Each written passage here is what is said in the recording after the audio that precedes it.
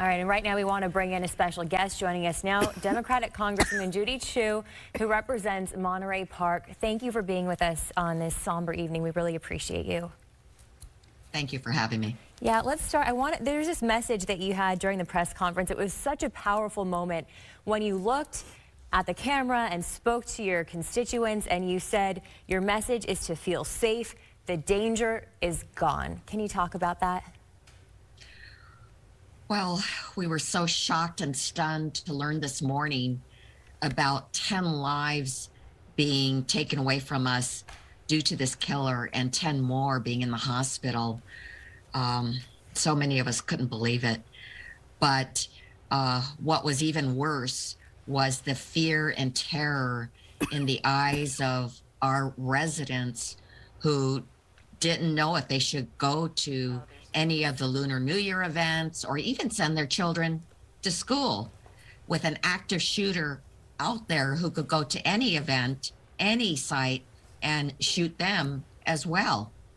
So all day long, law enforcement was bringing forth more details, the description of the gunman, the description of the van, and finally, at 5 o'clock, there was such huge relief at the press conference when it was announced that this active shooter is gone.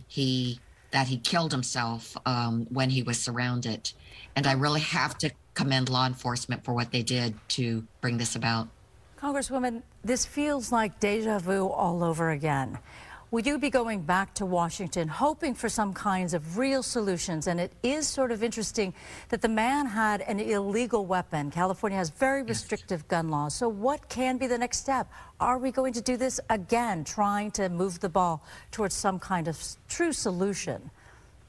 Well, I've been involved in common sense gun solutions since Sandy Hook. And we've had these mass shootings, but they've increased in frequency with Uvalde, with Buffalo, with Club Q, and now in Monterey Park. And we know what the solutions are. We know that people like this should not have guns.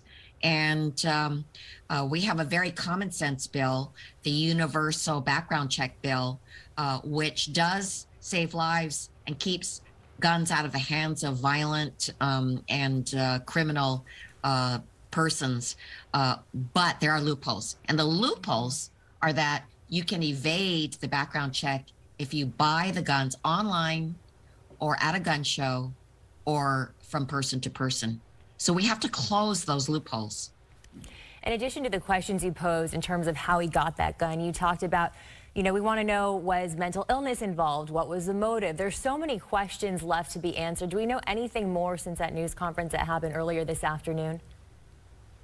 Well, I must say I found it interesting what your reporting showed, that he lived in Hemet and that he was a dance instructor. So he had that involvement somehow with Star Dance Studio. I just wonder, there are rumors out there that he was jealous of some woman in there that was dancing, and that's why he did this. We don't know. And maybe he was looking for her, didn't find her there, and then went to the second dance studio trying to find her and tried to do it again before the people wrested the gun away. Do you wonder whether or not this kind of event will have any influence on your GOP colleagues in the House? Well, I hope it does. We have to raise our voices, because what this shows is that this isn't a faraway thing. It could be your constituents. It could be your friends, your neighbors, your loved ones who could be next on the list. If we don't stop these mass shootings, then all of us will be in danger. But if we are able to put this under control, just imagine a life where we could feel at peace without the danger of dying at the hands of a bullet and a gun. Representative Judy Chu, thank you so much for your time and your sentiments.